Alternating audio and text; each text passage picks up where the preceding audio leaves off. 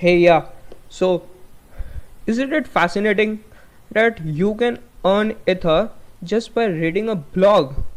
So, no, you're not hearing anything wrong. So, I have with me a guy, Cypherpunk, who is a great part of this project, and we are going to talk about this in this podcast. Just stay with me, and after 1 minute, we will be talking about that only. And just before going further, I just want Cypherpunk to introduce himself to the public. Like, Cypherpunk, please introduce yourself. Hello guys, my name is Cypherpunk. I'm a crypto blogger and I've been in the crypto space for the past 6 years, like on a regular basis. I help projects to build communities by simplifying the complex technical stuff and breaking it down into simpler, easier words so that it can reach a wider audience. Yeah, that's really great.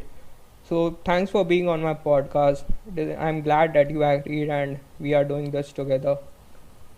And this guy is really great and he has a good knowledge of Solana also. So, just stay tuned with us and we'll be talking about Solana after some more minutes. And just if you have not subscribed to my channel, then please do it now. Just his project is known as Publish0x, and I just want Cyberpunk to just tell the public what this project is all about and how people can earn this. So Publish0x is a website where both the readers as well as the content creators, that is the bloggers, both of them earn Ether and other ERC20 tokens. So basically how it works is the content creators write their blogs and they post it on the site. And the readers get to actually tip them without putting any money whatsoever. And a part of the tip goes to the reader and the other part goes to the content creator. Yeah, great. So, like when you distribute the ether, so see whenever any ether is there, so it must be mined. So how do you create that ether? So Publish0x, that site, they have tie-ups and partnerships with a lot of projects. Like Okay. they have partnerships with Ample4, Brave. So they get some tokens from the project themselves and they put it in a pool. And that's where the money comes from. So basically from that pool it goes, a part of it goes to the readers and the other part goes to the writers. Okay, that's really great. And how do you pay out to the readers? Like, what do you want to have about the readers, and how do you do the whole process? Just explain it clearly. It's pretty simple actually. All you have to do is just click on tip and it ends up in a wallet. And Publish0x lets you withdraw it to your own wallet from the site. It's just simple.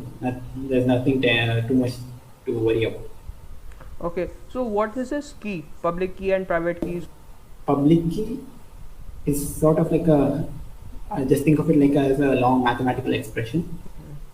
So when you create a crypto wallet, you get an address, a public address, so that you can receive tokens from other people. Hmm.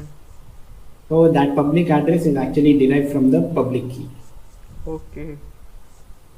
And the private key, that is basically what you should never reveal to anybody. Okay.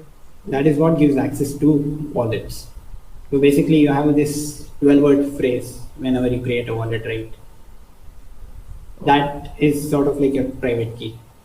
Okay. So like both these keys are linked to a particular wallet. So if Yeah. a person makes two wallets of his own, so can a person make two wallets of his own on different platforms?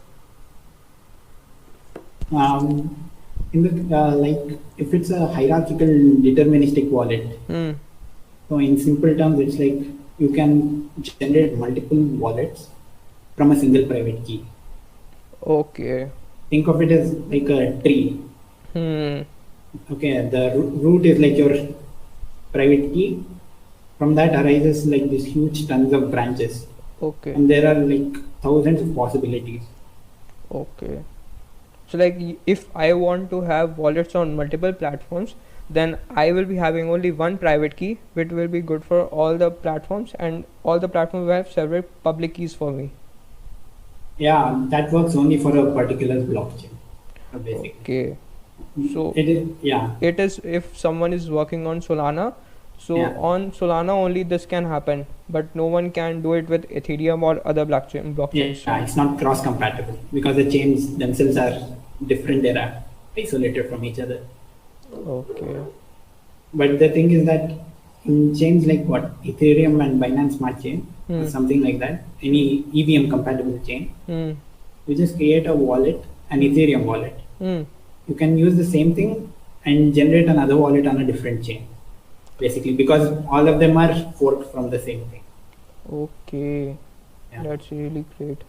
Yeah. And the thing about private keys and public keys, the public key is derived from the private key by running hashing functions on it. So basically, all you need to know is the private key, and then you own all your money. Okay. So no one can get your private key from your public key, but if someone gets your private key, then they can easily access to public keys. Yeah, that's basically elliptic curve cryptography. It's just like one-way math. I can get the public key from the private key, not the other way around. It's just impossible. Hmm. Great. Yeah, so you are having a good knowledge about Solana also. So I want you to discuss about Solana and what is it all about, how is it different, and how it works.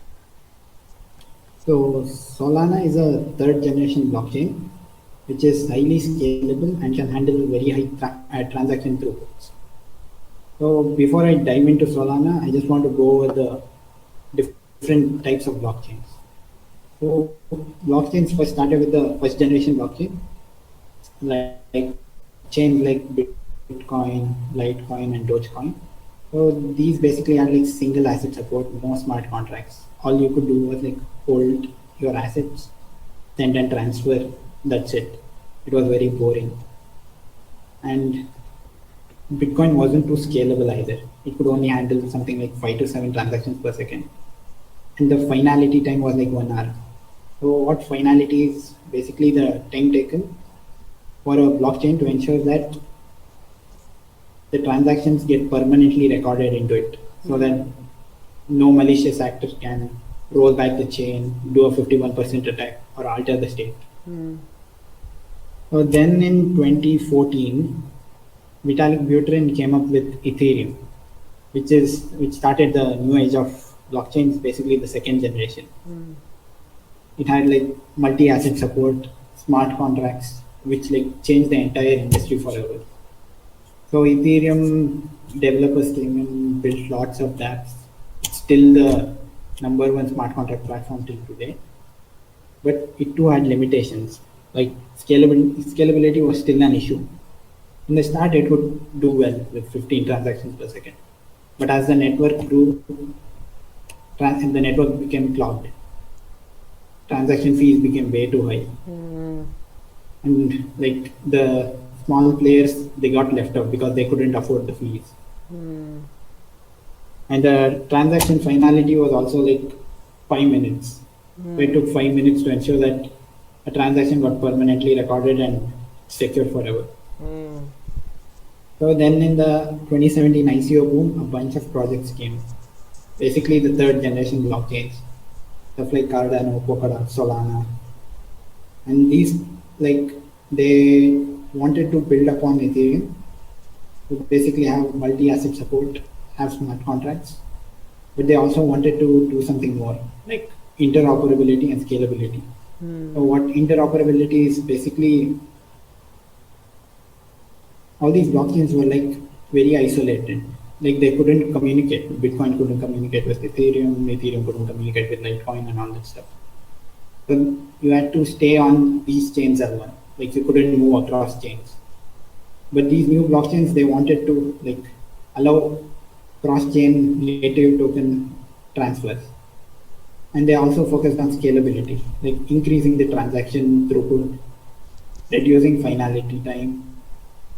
So Solana basically is third generation blockchain, highly scalable. It can handle. It is currently handling around 1,000 transactions per second, but tests have revealed that it could handle even like 65,000 transactions per second, which is like much higher than the likes of Visa or other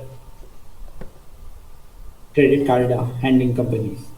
And it also has a very low finality time of like 500 milliseconds. The transactions are literally instant.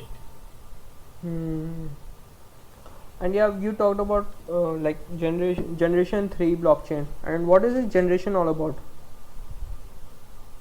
So the third generation blockchains, they focused on scalability and interoperability basically. With Okay. Solana, it's like doing much better in terms of handling transactions than Bitcoin and Ethereum and all the other chains. And so what is the mechanism of Solana that makes it so fast? So basically, you know how Bitcoin uses proof of work as a consensus mechanism. So basically, you got all these huge miners, people mine it, and then they reach a consensus. So consensus is like the key attribute in a blockchain, because in distributed systems, you need to have a single record of the chain, like without trusting others. So that's why these algorithms like proof of work, proof of stake came into existence. So Okay. basically, Solana uses the same hashing algorithm as Bitcoin, which is SHA-256, which stands for like stand secure hashing algorithm 256. So, but the main difference is that Solana doesn't try to solve the hashing algorithm. It basically uses something called as proof of stake, proof of history, and proof of stake. So the Solana network consists of this set of validators, basically 610 as of now. So it works in the same way as proof of stake. Users delegate their SOL tokens, which is the native asset of the Solana network, to these validators. These validators, it's like a merry-go-round. One validator gets picked, and the slot time is like 1.5 seconds on average. So out of these 600 validators, one validator gets picked for 1.5 seconds, and he gets to verify the blocks, publish it to the chain, and get rewarded. But the main thing that makes Solana so scalable is proof of history. So basically what that does is, instead of solving the hashing algorithm, which is SHA-256, unlike Bitcoin, all it does is like it uses a verifiable delay function. So what that means is that these nodes are able to keep a track of the ordering of the transactions. So it basically works like a decentralized block. Okay. So these nodes can keep a track of the ordering. So they can achieve consensus even in an asynchronous manner. That's what makes it fast. And all the nodes actually don't need to keep the entire copy of the chain. Like one node can have a part of the chain, and the other node can have another part. Okay. But still they can achieve consensus. Okay. So that reduces hardware costs.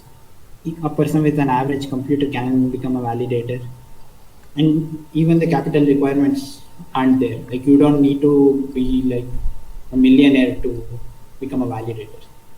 You just Okay. need a PC, a little bit of Solana, and that's it. Okay. So correct me if I am wrong. Like basic difference between the proof of stake and proof of work is that in proof of work you need good mining setup. You want strong power and good graphic cards, computer, so that you can mine the cryptocurrencies. And proof of stake is like if you have those with you, then you will be given the priority in the mining. Yeah. Yeah. So in proof of work, basically they're working really hard to solve the algorithm. It just keeps getting more and more difficult. That's where the value comes from. Okay. So the expenditure in electricity is the reason why the price of Bitcoin goes so high. Okay, yeah. So whereas in proof of stake, you've got all these validators, Hmm. and even in case of pure proof of stake, you've got all these users holding the asset in their wallet. Hmm. So that's how they verify transactions.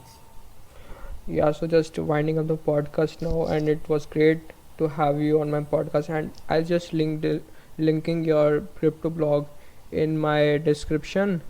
And thanks for being with us. Yeah, thanks for having me on the show.